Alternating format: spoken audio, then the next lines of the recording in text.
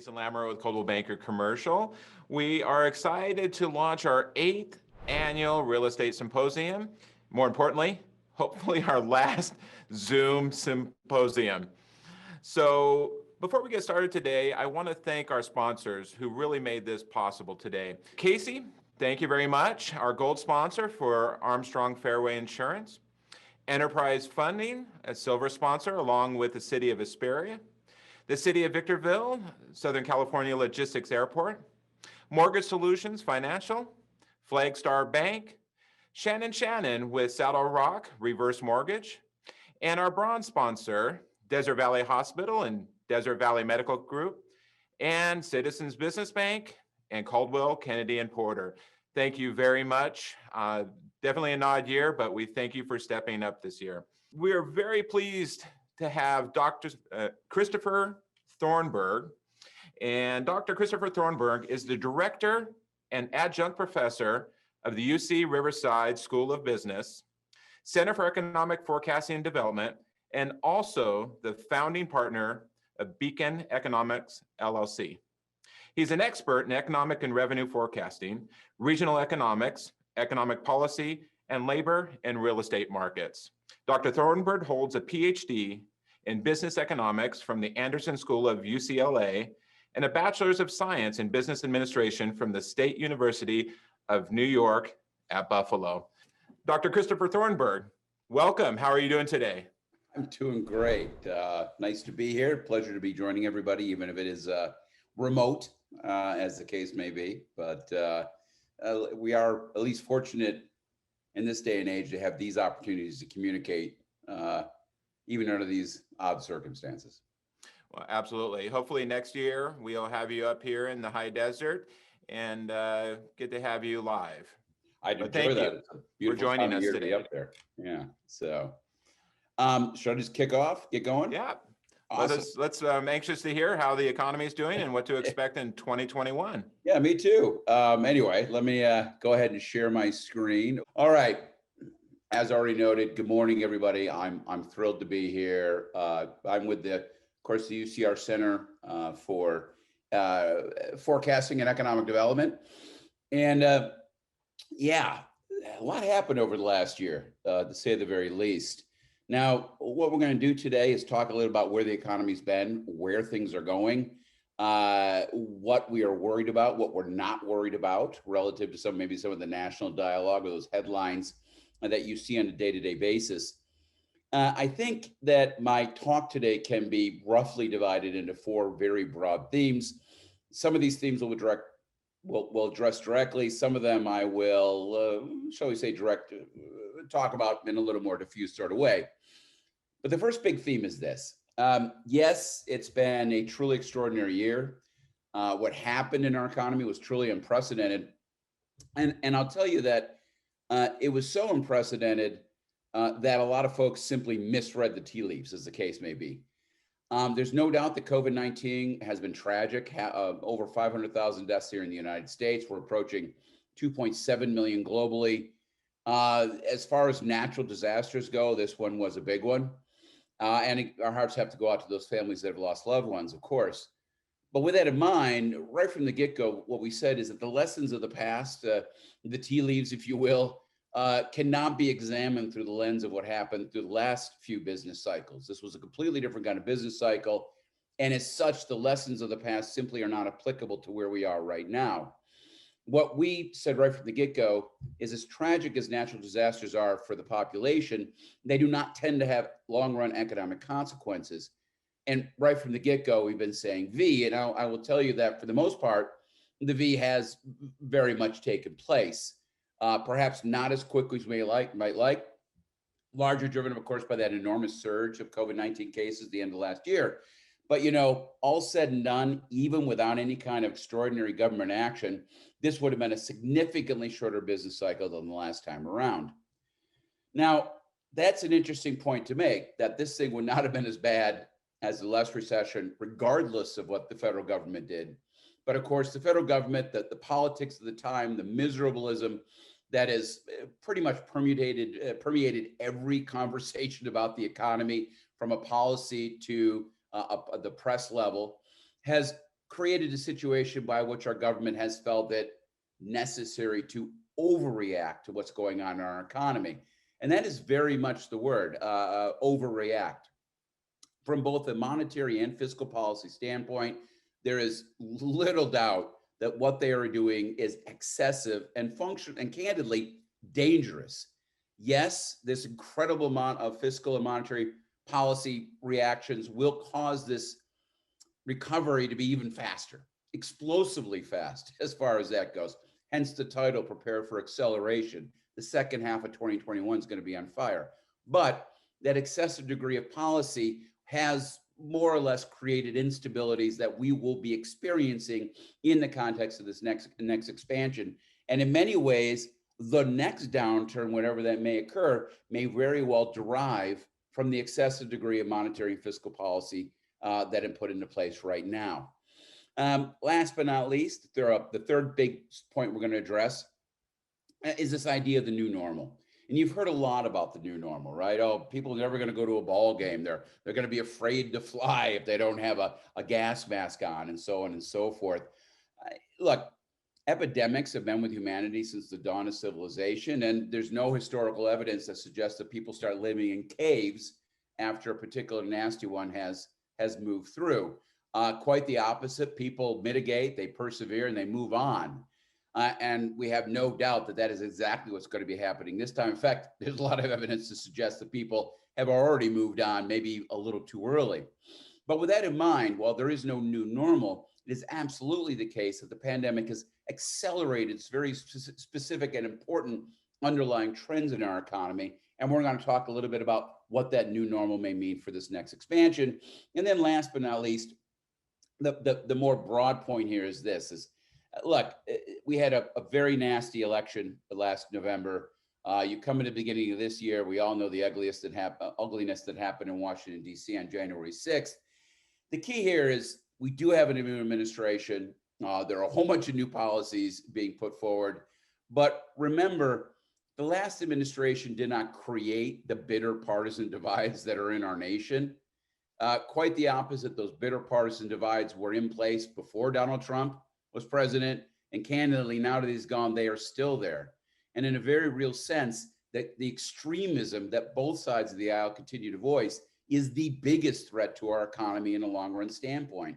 As a nation, we need to start realizing that politics is not about drawing a line in the sand and blaming everything on the people on the other side of the aisle, just because it's a good way of getting money. Now, we have to go back to a world where compromise is no longer a dirty word. So with these big themes in mind, I tell you, as always, I overstuffed this presentation with slides. I'm going to bounce through things pretty quick. And what I'm hoping is that we're going to have some time for Q&A at the very end. So let's dive right in. As I already noted, this situation with the COVID is absolutely a global natural disaster. Over 2.5 million deaths, 120 million cases, 20% right here in the US. The very good news, of course, is that we have multiple vaccines being rolled out across the globe right now. The United States in particular is for once ahead of the game. Our vaccination rates here in the nation is very rapid right now. And candidly, you're going to see we're going to be out of this very quickly. But we're not here, of course, to talk about the path of the disease. We're here to talk about the economy. And if I go back in time, this was some of the rhetoric you heard at the beginning of this thing. 30 to 40 million people are going to be evicted, a 40% decline in economic activity. Home prices are absolutely going to fall, and 15 million people are going to stop paying their mortgages.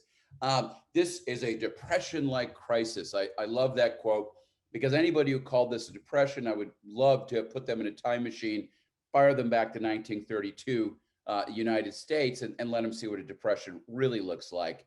None of these things are true. These hyperbolic, crazy headlines really stemmed out of what I would call the misreading of the economic statistics, the wrong lens to view a natural disaster type business cycle, but also, of course, infused with the underlying problems of miserabilism in our economy, where we're constantly having to tell everybody that the glass is half full and emptying rapidly.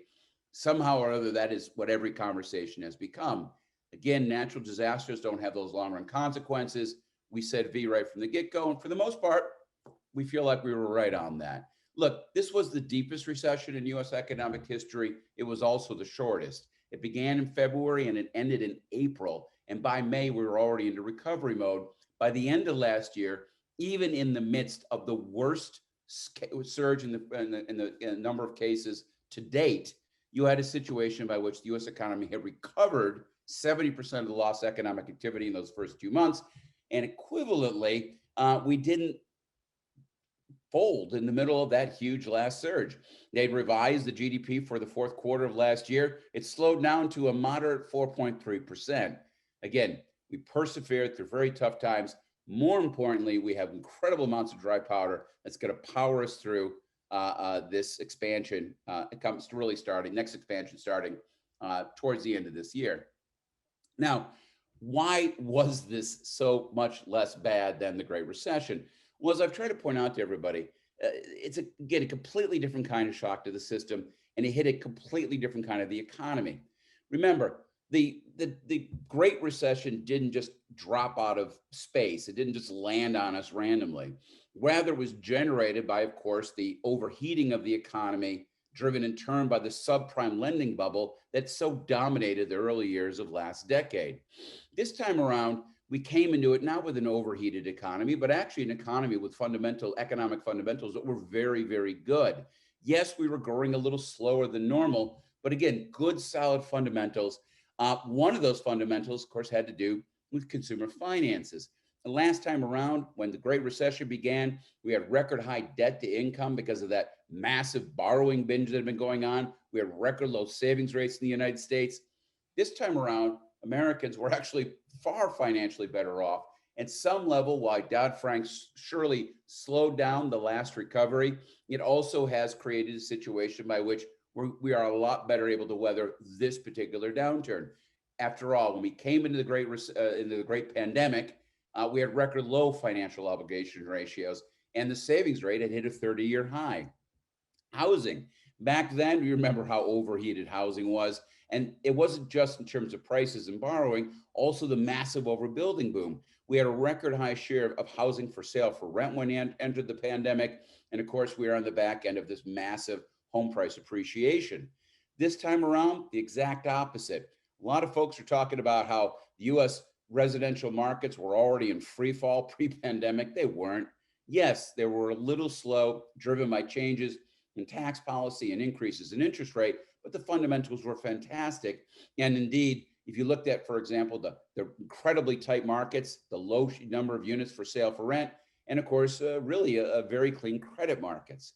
The recession driver last time, well, remember, the bubble popped, suddenly asset values fell, households across the United States ended up with massive balance sheet issues. Wow, we have all this debt, but we don't have the wealth we thought we had. Took them years to kind of fix their balance sheets. Wasn't just households. The banks were very much in the same situation. And remember, there were large parts of the economy that had been pulled into housing structure, that had pulled into consumer finance. Well, those sectors took an enormous shock, a huge decline in employment. Millions of people had to rebuild their careers in other parts of the economy. It was ugly. It took a long time to get over. There was a general malaise across the entire economy. It was ugly. A 9-year business cycle, recession to the end of the recovery. This time, it was not that kind of circumstance at all. Sure, big hit in the economy because of the presence of the disease here, but it was a supply shock, not a demand shock. Look, it was tough for restaurants in 2010 because people couldn't afford to go out to eat. It wasn't tough for restaurants in 2020 because people couldn't afford to go out to eat. It's because they were prevented from going out to eat as a result of the pandemic. It was a supply shock. Now, that's an important distinction because what happened was while people couldn't spend money on going to hotels, going to restaurants, taking the family to Disneyland, they did go out and buy campers and bikes and did all sorts of other things, which caused a situation by which we saw a big transfer of economic activity from one part of the economy to another. It wasn't a general malaise across the economy. The weaknesses here were offset by heat here, and ultimately the economy was nowhere near as weak, even in those heady days of those crazy numbers in terms of economic losses. Really, there was a lot of economic strength here. And of course, last time, government stimulus, too little, too late. This time, too much, too soon. Now, the way to think about what happened and where we are right now, I like to take a look at monthly GDP. It's a good picture because it gives us a sense of how this thing has transpired. And yet, monthly is the kind of data you need because this thing moves so quickly that the quarterly data kind of hides it. As noted, this recession began in February. That was the peak of the last business cycle. It ended in April. This was the panic phase, even in the midst of what now we realize was a very moderate surge in the number of cases. We didn't know what was going on. Everybody freaked out. Nobody went anywhere. And the economy contracted like nobody's business. One of the biggest mistakes that economists made, and frankly, they all do all the time, is what I call mitigation. We have this idea that people just sit on their hands and wait for somebody in government to come save them. No, when people understood the risk, they understood they were dealing with, they went out to figure out, how do I live my life? How do I run my business, even in the face of these challenging circumstances? Mitigation. And that was recovery part one. It began in May. By the end of the year, 70% bounce back in economic activity driven by mitigation. Even in the teeth of that huge late year surge, we continued to grow. Now, you get to the post-COVID recovery, and that's what we're very close to because of the rollout of the vaccine. The question is how rapidly do we close the rest of that gap, that output gap that emerged as a result of the recession? Well, the answer is very, very quickly because of all the dry powder. And then we get into that new normal, the next expansion. So we're going to talk about the past, what happened in mitigation recovery part one, what's going to happen over the next year, part two, recovery, and then again, go back to that new normal. What does the next expansion look like? Last year, all said and done, was an ugly year, even with that 70% bounce back, about a 3.5% decline in economic activity relative to 2019. That was an enormous drop off, although again, not as bad as a lot of folks, including the Congressional Budget Office, had initially predicted. The vast majority of the decline in economic activity can be traced to one sector, consumer services. That's Disneyland, hotels and restaurants. Fly-in tourism was hammered. The convention business was hammered. Obviously, anything having to do group entertainment, group recreation was closed down and continues to be closed down. That was where the weakness was. But that is, again, on net, everything that happened in terms of the sell-off. Everything else in the economy was a mixed bag. Some parts were weak, or some parts obviously were doing very, very good. It was a winner-loser type recovery. And you can see it here best. Take a look at the left-hand side. This is real consumer spending, and I'm breaking it down to durables, non-durables, and services. You can see how services took a big hit, bounced back partially, couldn't go all the way. But look what happened, particularly with consumer durables. It came roaring back way above normal long-run trends. Hey, we can't go to Disneyland. Let's buy a camper. That was the mentality in Americans. And what it meant was, yeah, those employees who didn't have a job at Disneyland or the hotels around Disneyland were suffering, but those workers working at Home Depot and the auto dealer and the hobby shop, those guys were doing amazing. The big winners, again, you can see on the right-hand side, by the end of the year, motor vehicle sales were way up, hardware sales were way up, sportwear, and of course the online folks, they grabbed a huge share of new sales. And this bounce back, you can be seen very clearly. And I have to apologize, I'm just a little frozen. There we go. This bounce back can be seen really clearly in the distribution of economic activity here in Southern California. If you take a look at the left-hand side, this is taxable sales for LA, Orange County, Inland Empire, only through the third quarter. That data is a little lagged. And look what happened. Yes, Orange County, LA, of course, huge fly-in tourism. Those parts remain well below normal levels of taxable sales. But the Inland Empire, right back to where they were pre-trend. By Q3, this was. And that, of course, was driven in part by the fact you didn't have the big loss in overall tourism sales. Much of the tourism in the Inland Empire is drive-in tourism, which did okay through this. And equivalently, a lot of retail sales moved out of those fancy malls in Orange County to the warehouses located in the Inland Empire. A big bounce back in numbers, obviously good news for local government out there. With a bounce back in the goods part of the economy, so too was there a bounce back in industrial production at a much rapid pace. Indeed, it took 4 years to see the recovery in industrial production that this time around we saw in just a short 6 months. And by the way, if you looked at the ISM indices, particularly for manufacturing, right now it's running above 60 in the United States. It gives you a sense of just how hot things are out there. And with industrial production coming back, so too did goods trades. Take a look on the left-hand side. This is flows of goods through in and out of U.S. harbors. This is nominal values. And you can see both for imports and exports, we quickly bounce back to pre-pandemic levels. Services are still way off. After all, anybody flying on a plane globally, well, that traffic has just died completely. That part of the global trade network is really down right now. But goods trade came roaring back. Nobody was anticipating this. Not the least, of course, was the global supply chain. And wow, I don't know if you've heard, but they can't pack the boats in fast enough at the harbors of LA and Long Beach. Indeed, right now they're rolling boats up to Oakland to try and get rid of some of the backlog. It's absolute chaos out there. And by the way, that's great news yet again for the Inland Empire, because remember, there's multiple ways of getting products into the United States. Yes, there's the boats, but there's also those wonderful airports, of which the Inland Empire has 3. The High Desert, of course, has its own logistics airport. San Bernardino does. And Ontario carries a whole bunch of freight. Those airports, again, from a freight perspective, very, very busy. Now, you can't get back to full normality until you conquer this disease. There's no doubt about it, because some sectors of the economy, no matter how much you mitigate, can simply not get back to full operation. Restaurants, transportation, entertainment, these still lag. And indeed, coming into March, you could see a little bit of bounce back there, but still way behind. And yes, you could see that in the airport out there as well. Ontario still way down in terms of overall traffic. The good news is we're getting ahead of the virus.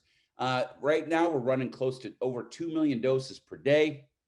A recent report from Goldman Sachs suggests that the United States just surpassed 50% in terms of resistance, either acquired because you were exposed to the disease or because you got a vaccine. That is perilously close, of course, to the level of what we would call it herd immunity. And you're seeing in the data, we went from 230,000 cases per day in January. Right now, we're running about 54,000, a little bit of a plateau, but clearly moving in the right direction. Of course, here in California, we've dropped from purple to red. A lot of places are already going orange. We're over the hump. And candidly, again, at 2 million doses a day, you're talking about really this nation being more or less in herd immunity, but way before the beginning of the third quarter. So we're in a very good place. By the second half of the year, the pandemic, at least inside the United States, should be more or less a historical conversation. Now, this is great news. And again, you can see already some of the small changes. For example, there's been an uptick in people flying, and certainly there's a people uptick in moving, going out, going to entertainment, going to recreation. You could start to see the first signs of life in that high frequency data that we have available to us. So we're getting there. Now, all that good news, what happened? Well, one thing that happened is business investment came roaring back at last year. Again, a winner-loser type framework, information to equipment, software, industrial equipment, so good solid bounces by the end of the year. Whereas, of course, mining was still down, manufacturing structures were down, transportation equipment, that's airplanes still down. A nice bounce back in a lot of these numbers. Not too much of a surprise. Look on the right-hand side. This is corporate profits only through Q3. We just got the Q4 numbers, and really, it's amazing how well profits have held up through this particular cycle, both outside of finances and within finance. Again, you can see the overall lack of enormous negative shock to the U.S. economy. This means, yet again, less and less of a legacy effect of the pandemic on the economy. Thinking specifically about commercial real estate itself, we came into the pandemic with rising vacancy rates for both industrial and office. Now, those rising rates were not because we had a problem with absorption. Absorption, whether local or nationally, was positive for both office and industrial, but the pace of new construction was swamping that. That is to say, there was more coming online than there was really enough demand for. Now, we got into the pandemic, and boy, did you see a separation quickly there. Who proved its worth? Well, industrial. Yes, industrial started to see rising vacancy rates yet again through 2020, but that was yet again driven by the fact that you had positive net absorption that wasn't quite strong enough to absorb all that new space. But you did have positive net absorption, and by the fourth quarter of the year, there was an enormous acceleration in net absorption, and vacancy rates started to fall. Exact opposite for office space. You got into 2020, and there was negative net absorption. People are realizing there's going to be some conversations to be had about what is the future of office space. So that is one of the big question marks out there. clearly this increase in vacancy rate is going to have a little bit more longevity on it. Looking across Southern California, again, you can see the Inland Empire there. Office vacancies are up, no doubt about it. Rents are soft. On the warehouse side, though, things look pretty stable, at least for the overall year. If you look into the local trends, you can see yet again in that fourth quarter a decline in vacancy, really bucking the trend over the previous couple of years, where all that new stuff coming online simply wasn't being absorbed fast enough. A lot of demand for industrial. It's going to be one of the hottest parts of the commercial real estate space coming out of this particular mess. Overall, national construction trends are relatively weak, but remember, not that weak. After all, commercial construction in particular is a lagging indicator. If you're halfway through an office building, you're not stopping, no matter what the recession tells you is going to happen with the value of that property. However, there's no doubt that there's been a big decline in permits, really in California, across the United States overall, and as much as we can get access to that data. But even here, you can expect that, right? There's a lot of uncertainty, a lot of fear. We didn't know what was happening next. By the end of the year, yet again, such good signs. This is left-hand side here. This is data on commercial real estate volumes, sales volumes coming into the end of the year.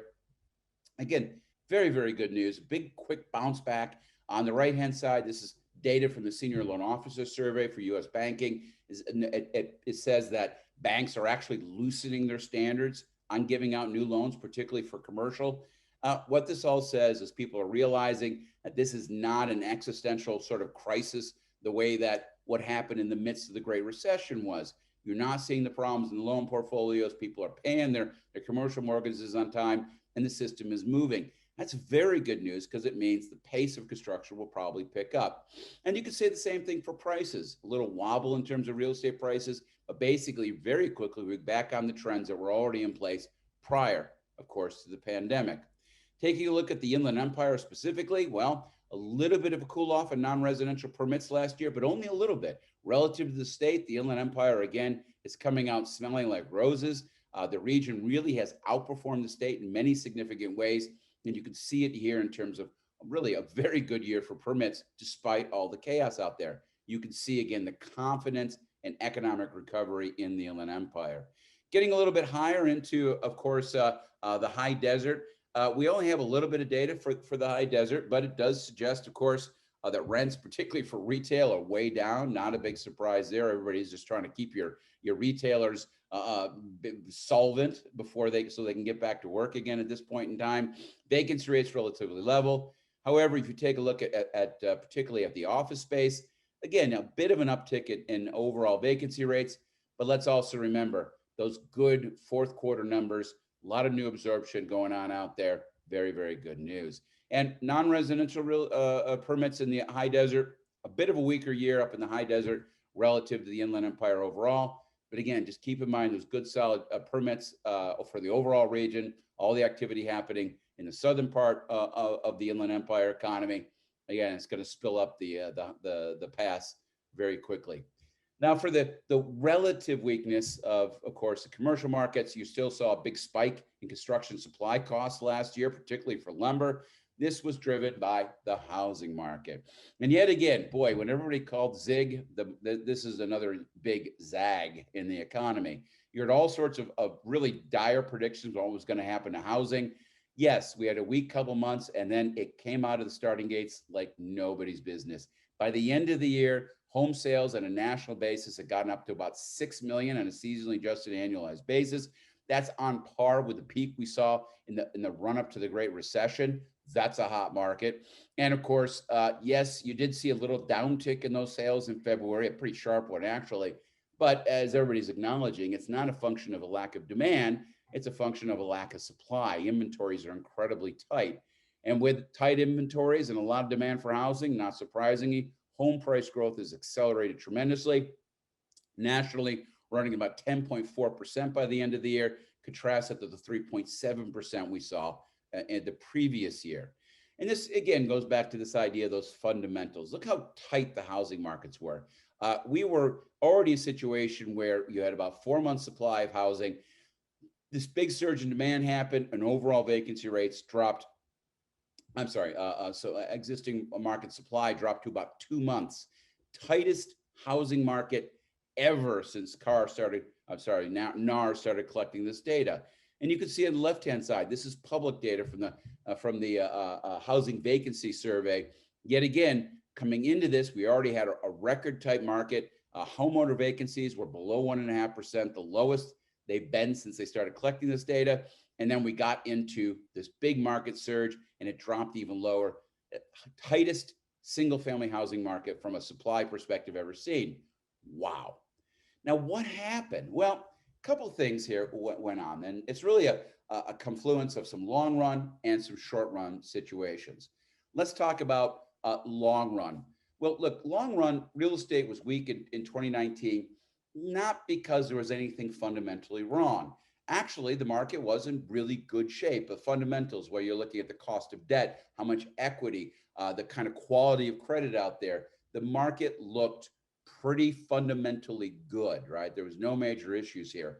Now, it had softened, but that short run situation was due to rising interest rates and changes in tax policy under the Trump tax plan. It was the logical thing for the market to do, but it was just short run.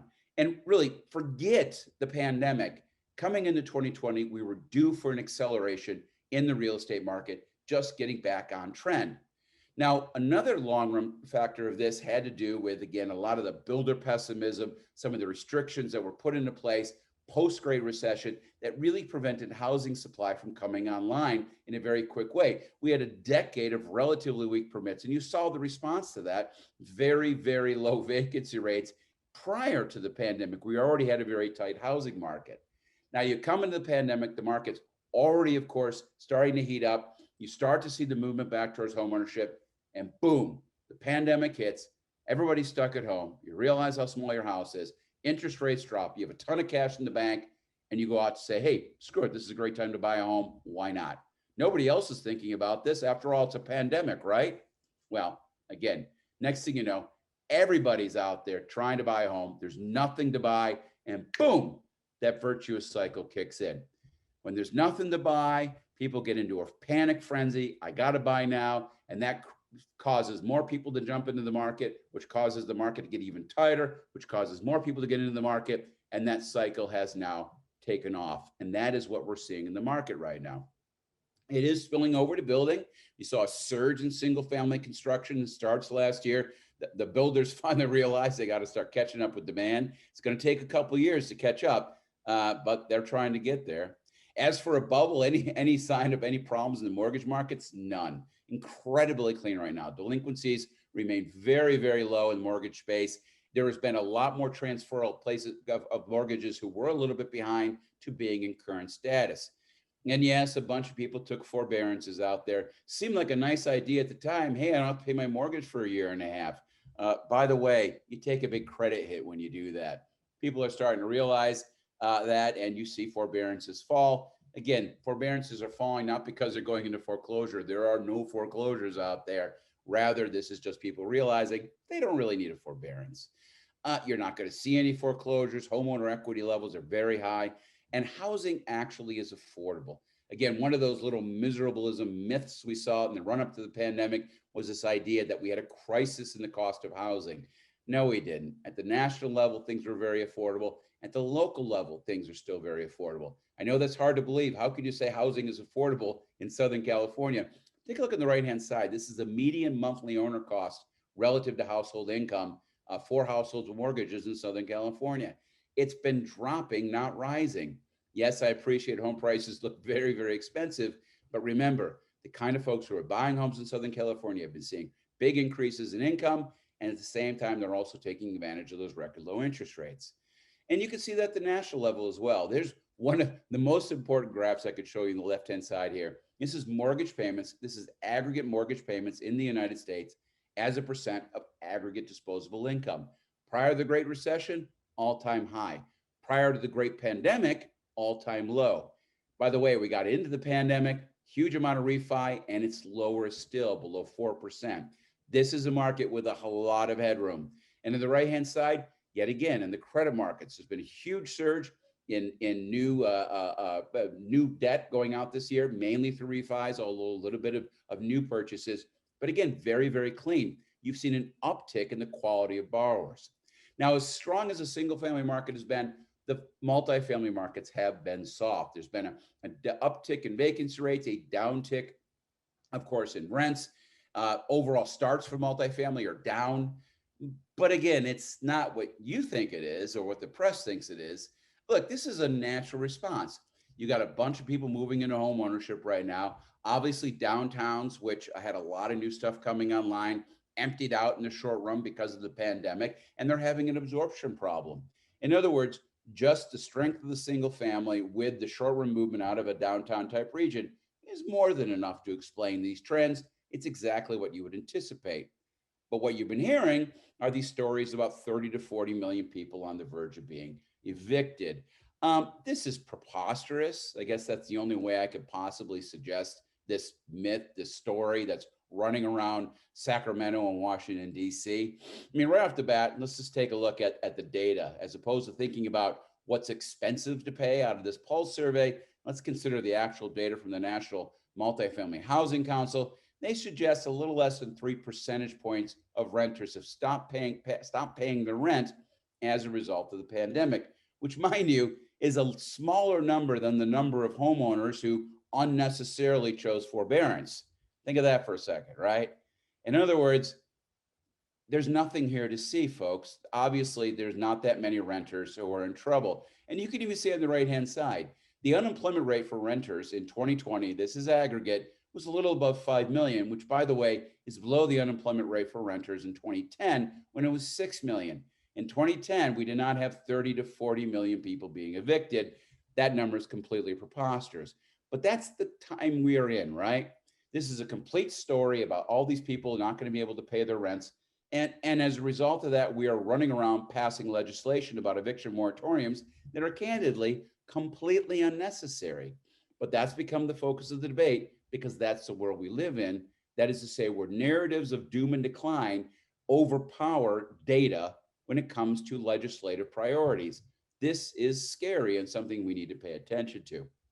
Across California, yes, again, some modest upticks in vacancy rates, but really for the most part, rents have been relatively steady. In the Inland Empire, they actually went up last year, not down, because of the tightness of the overall market. So only San Francisco took a big hit. And again, that's an absorption problem. Now, talking about the state trends, again, we, like the rest of the nation, had tight markets. In fact, I go to the next step and say we had even tighter markets. You get into this frenzy, home sales took off and the markets became, yet again, record high. Month supply of inventory is now about 1.5 months.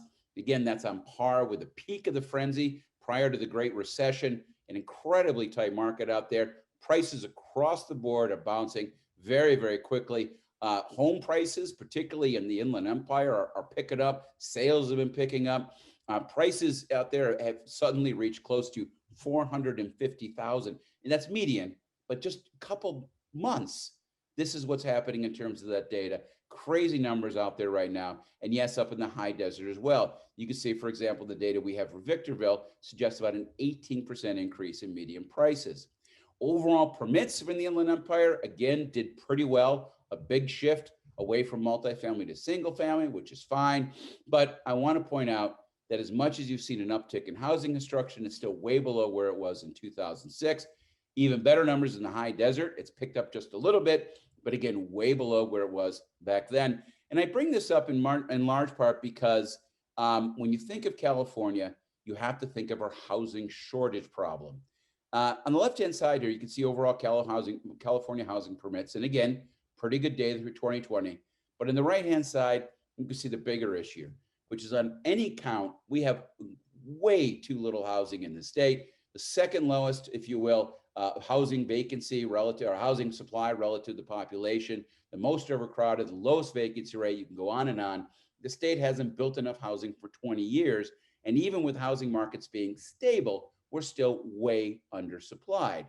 Now, that is a problem for the Inland Empire. Typically in the past, they've been, if you will, the new housing construction zone for Southern California. They're not doing it this time. And I would tell you, the biggest constraint on the Inland Empire economy is going to be the lack of workers, the labor force supply problems you're going to be experiencing in this next expansion. And you can see that in terms of all the people who've been moving out over the course of the last over the last year. California, again, had record amounts of people moving out. But again, it isn't taxes, it isn't regulations, it isn't the high cost of housing, it's the lack of housing. And ultimately, that's good news for the high desert. This is some data I pulled from a little while ago for another presentation we did in the high desert. And this is just incomes in the high desert. And you can see the big increase, particularly for higher income households up in your part of the Inland Empire. Again, from an overall demographic standpoint, already very, very solid trends up there. Population growth has slowed, there's no doubt about it. And that is a little bit having to do with the disconnect. A lot of the job growth in the Inland Empire is south of the pass. A lot of that population north of the pass has to commute down the hill, and that's been getting tougher and tougher to do over time. Good news is ultimately the lack of housing, the strength, of course, in local logistics is starting to push people back up into, of course, the high desert region. Housing growth up there, I think over the next couple of years is going to be very, very important. And you're going to see population growth in the region as well. In other words, the next expansion is going to be a very good time for the high desert overall.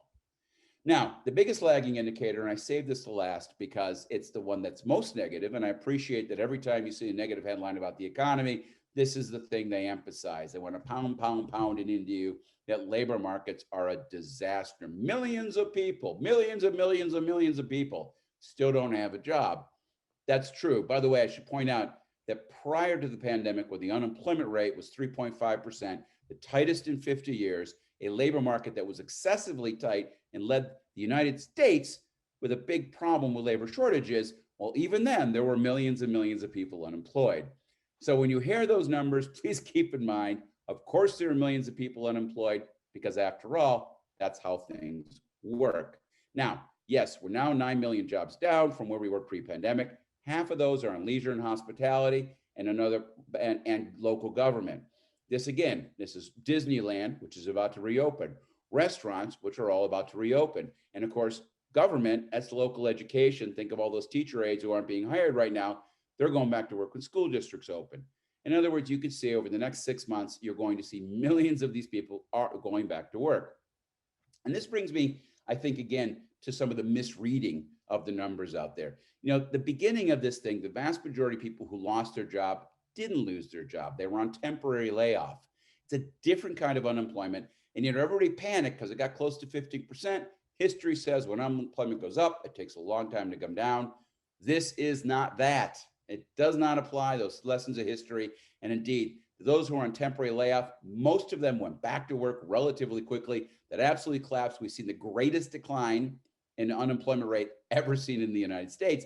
And indeed, even now, we have an excessively high share of people, almost a fourth of all people unemployed right now, still say they're on temporary layoff. I'm just waiting for my job to come back. And in the meantime, I'll enjoy my unemployment insurance. Thank you very much. The actual unemployment rate's running about 5%. That means this enormous pandemic has created a mild recession in the US economy. And again, remember that winner-loser aspect? Take a look on the right-hand side. US job openings barely fell in the midst of this incredible situation. Again, you can see the strength in other parts of the economy. A lot of people are out of work, but overall earnings surged because if you kept a job, you got good raise last year. Your employers handed out a lot of money to folks for dealing with a tough time. And you can see the impact of that from the aggregate standpoint. Yes, we're still down 6% in terms of jobs, but earned incomes have already exceeded their pre-pandemic level. If you look at the Southern California, getting a little closer to home, yet again, you can see how the Inland Empire has exceeded expectations. Unemployment never went up by as much. It's fallen. It's already lower, of course, than it is in Orange County and LA. Labor force never dropped off. Again, it's a region that has done very well. Logistics doing great overall. This is January numbers up 17% in terms of employment. Yes, hospitality accommodation still down. Not a big surprise there. Those are about to come back online, but a lot of good signs. Now, this, of course, brings us to what happens next. And that brings us to the over stimulus of the economy. And I'm talking too long, and so I'm going to have to accelerate just a little bit here, but I apologize for that. But I will tell you that, listen, there's no doubt that the federal government getting involved, doing the right thing, doing it relatively quickly was good news. But you're talking between the first, second, and third stimulus, $5 trillion of fiscal spending. And a lot of it, the unemployment insurance made a lot of sense, but the PPP loans and direct transfers of people, they were fire hosing money across the economy.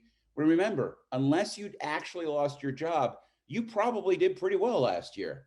And they're just giving people money to spend. When, by the way, the problem they had wasn't that they didn't have money, it's that they couldn't spend money. And you certainly saw that. For every dollar of lost earning income, the government has put back well over $2. What have people done with this money? They're not spending it. This isn't stimulus. 75% of the first stimulus check went to being saved, to paying down debt, or was donated. Only a minuscule amount, about 16% of the money, was actually spent on essentials. And even there, we have to ask ourselves, was it really necessary? Of course it wasn't. This was nothing more than an enormous money give out for political means. It didn't need to do anything. And you can see it. Take a look at the left-hand side here. This is personal income. In 2020 was a great year for overall personal incomes. We saw as much earnings in 2020 as we did in 2019, but then with a huge increase in government transfers, suddenly actual disposable income went up at a very sharp rate in 2020. Bizarre. Because we couldn't spend it, we went from $1.2 trillion in household savings in 2019 to $2.85 trillion. It's not just there. Look at commercial bank deposits, which are up 2.5 trillion. Gee, no wonder debt markets look clean. People are sitting on tons of cash. Gee, no wonder the stock market looks a little frothy. Again, lots of cash. You wonder why GameStop is up, up, up? Well, hey, when you're a millennial and you're bored because you're stuck at home, hey, let's go gamble on the internet, right? And that's what they're doing with all these checks they have. And anybody knows Bitcoin, $55,000 a pop? You think that's reasonable? Again, you can see the impact here. The economy is already overheated. You're seeing it in the asset markets, and you're going to see it in the regular economy as soon as we get over the pandemic. Now, again, why are we doing this? Well, hey, it's good for people to pay down some debt. We're not paying down debt. We're paying down our debt through the issuance of public debt. And by the way, public debt is being handed to our children and grandchildren. We were already the wealthiest generation ever in an aggregate standpoint, whether you look at it from overall net worth, whether you're talking about it from net worth as a share of disposable income, or if you're looking at, say, the financial obligations ratio as a share of our income that goes to paying down debt, which already is a record low level, and because of the refi boom has dropped yet again even lower. We're great, and now we're making ourselves even richer, but we're doing so off the backs of our children and grandchildren. This isn't stimulus. This is intergenerational mugging. We're leaving trillions of dollars in debt for our children and grandchildren. For what? And by the way, this is pre-third stimulus. Biden signed another $2 trillion coming into play. Hey, who cares? More money. Let's just toss it at the economy. Wow. It's going to be an explosive acceleration. And our children and grandchildren are going to look back at this generation and go, what were those people thinking? How dare they leave us with this bill? And it's scary. There's no doubt about it. And this is an incredibly moderate look at what's going to happen from the CBO, just came out recently. They're talking about a decline in the federal deficit in 2021. No, folks, it's going to go up, not down. No matter how you look at it, we're about to enter a period of explosive growth in federal debt relative to GDP. This is not a good situation. We're already dealing with long-run issues having to do with entitlement programs. And to be doing this right now is insanely irresponsible, and no one's talking about it. That's the scariest thing of all. Now, are they done? Nope. Got another $3 trillion. This time it's a stimulus package on infrastructure and pre-K, and yeah. Oh my God. Now look, at least on this one, you're spending money on real things as opposed to just fire and hosing it over the economy. But again, where's all this money going to come from? Who's going to pay it back? We got a lot of talking to do, folks, in the next couple of years about what to do about the federal deficit. And we better start this conversation sooner rather than later. Now, mind you, the federal government isn't the only one out of control. Jerome Powell's a little out of control too.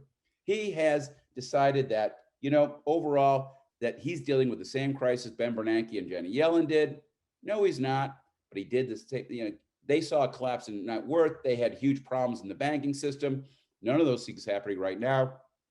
But he's got $3 trillion of asset purchases already in the books. He's doing more of them. The money supply is growing like crazy. Again, you can see all of it in the economy. Now, you have started to see interest rates go up. You have started to uptick inflation. This isn't because of the excess money, not yet. This is just the world saying, hey, the pandemic wasn't that bad. Of course, interest rates are going to start drifting up. My guess is by the end of the year, they'll be up to that 2% range we saw pre-pandemic. And of course, mortgage rates will go up with it. Not enough to offset all the heat in the market right now, not with this incredibly tight supply. But I will tell you this, there's no doubt that the kind of crazy money is pumped in the economy is inflationary driven, but inflation needs a confluence of events. You have to have the money supply, that's online now.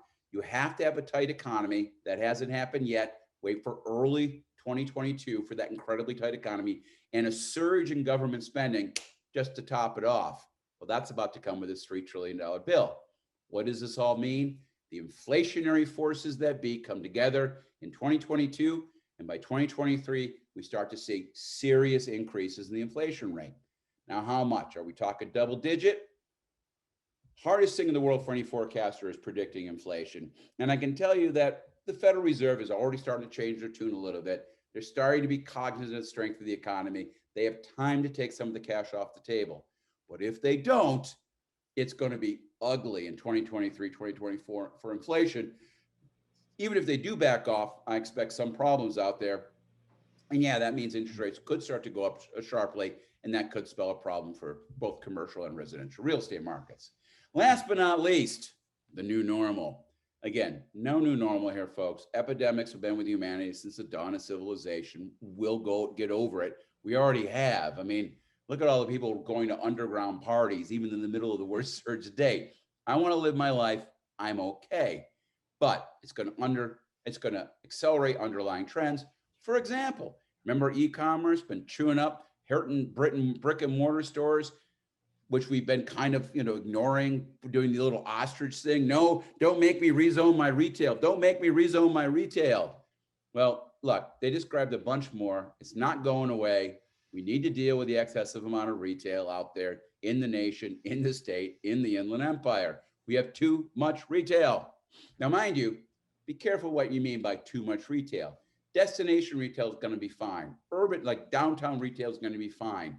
That's fine. The stuff that's going to get hurt is that suburban strip mall, which has a lot of little shops in it that people will now instead go to Amazon to get the stuff from. That's where you're going to see the pain on this. State policymakers need to get on this. I have a modest suggestion. Let's pass a law in Sacramento that says from here on out, all retail in the state will be hereafter rezoned retail, residential, mixed use. Kill two birds with one stone. Never going to happen, but hey, I can wish. As for, of course, commercial, we already went through the trends in office versus, of course, industrial, again, showing its strength. Great news for those logistics airports, great news for the logistics sector in the Inland Empire, great news for the high desert. But what about office? Well, look, first of all, no, offices aren't going to go away. They did a survey last year. I love this. They surveyed 15,000 people through Stanford. And of those 15,000 people, about 1/4 said, sure, I wouldn't mind working from home all the time. 1/3 said no more than 1 day per week. No more than 1 day per week. I'm tired of being trapped in my home. Do not make me stay here any longer. And if you do, I will quit. And that's what a lot of tech companies heard when they discuss closing down their offices. We need office space. There's no doubt about it. But you're going to shrink your footprint. You're going to let some of your workers work from home.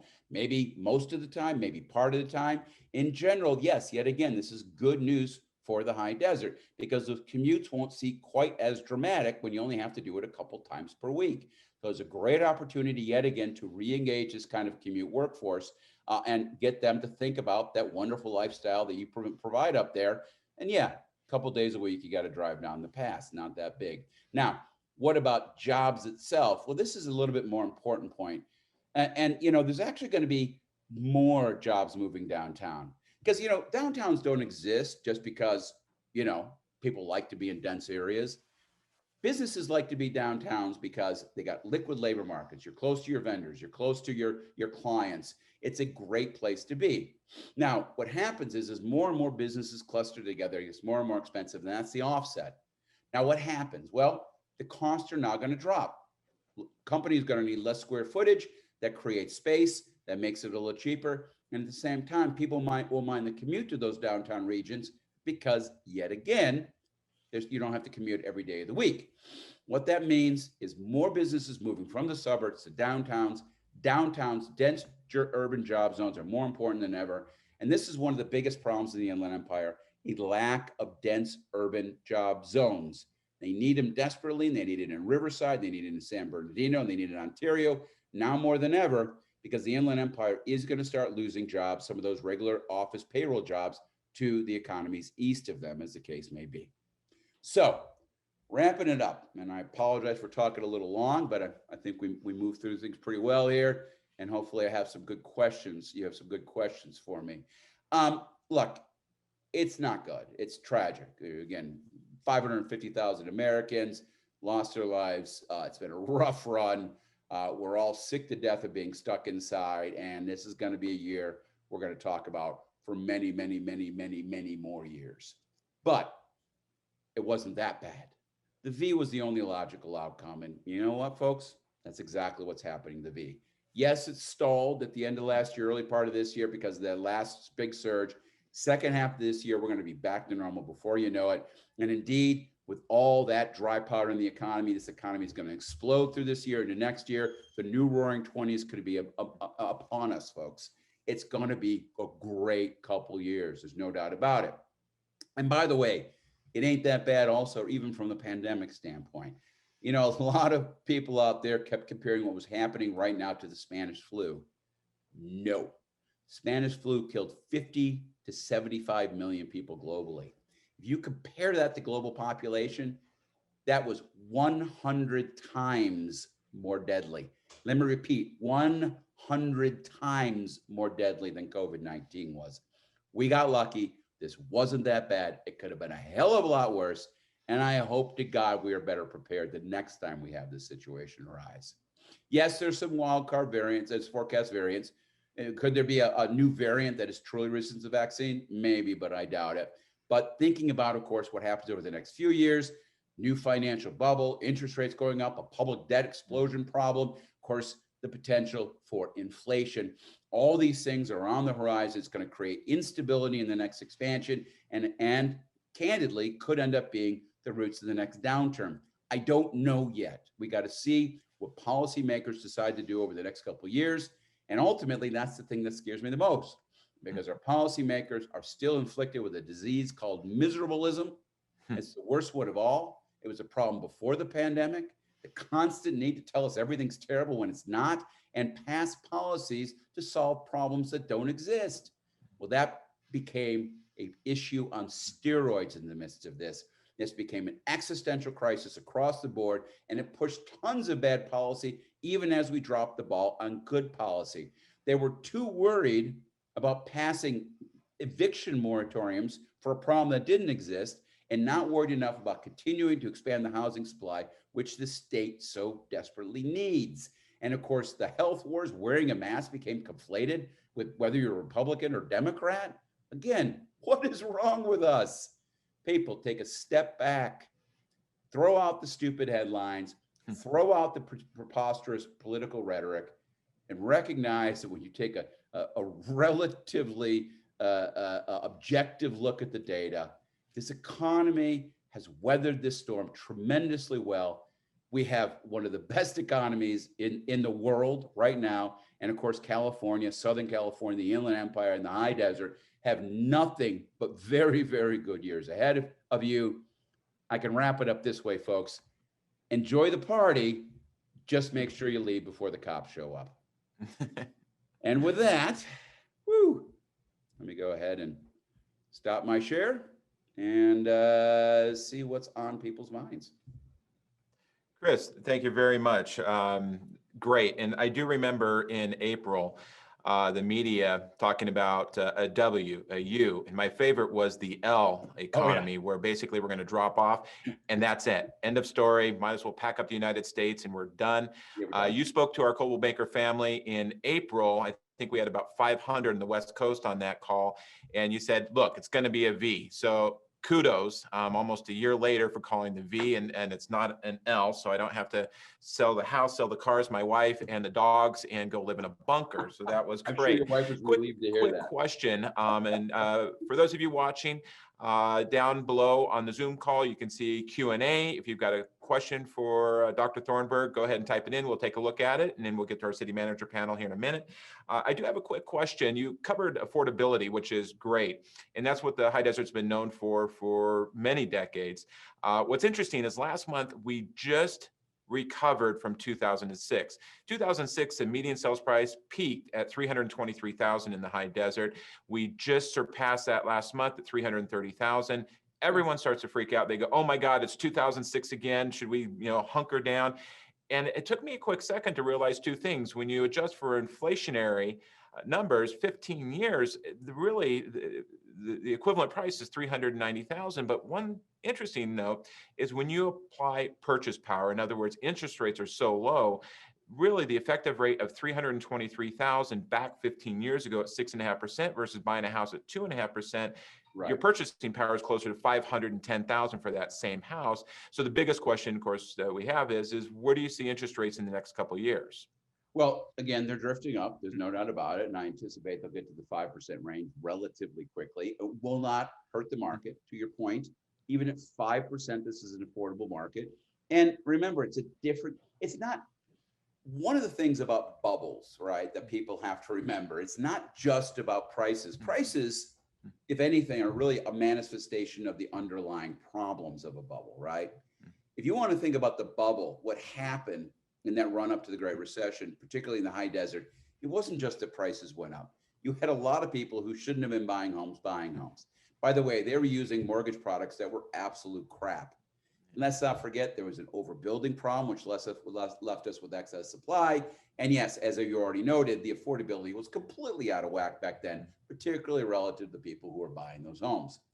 Now, you come back to the day, it's a completely different picture.